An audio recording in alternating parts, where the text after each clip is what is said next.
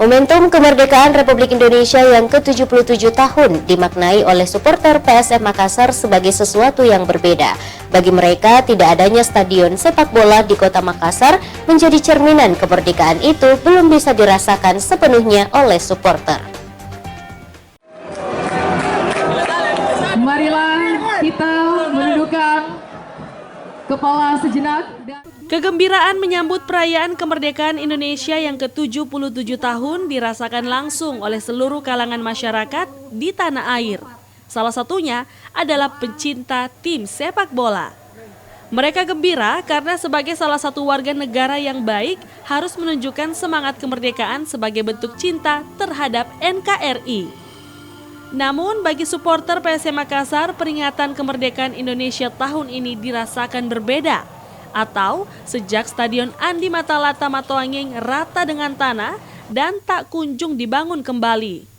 Tidak adanya stadion sepak bola di kota Makassar menjadi cerminan kemerdekaan itu belum bisa dirasakan sepenuhnya oleh supporter.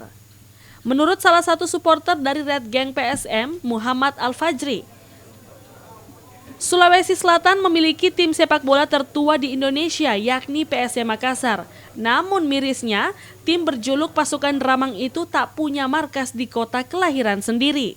Di momentum ini memang masih banyak yang harus diperhatikan, dan yang paling harus diperhatikan adalah pembangunan Stadion Andi Matalata Matoanging. Karena biar bagaimanapun stadion itu penuh sejarah, stadion itu tidak lepas daripada semangat pejuang-pejuang kemerdekaan juga, dan stadion ini bisa menciptakan generasi-generasi emas untuk Indonesia.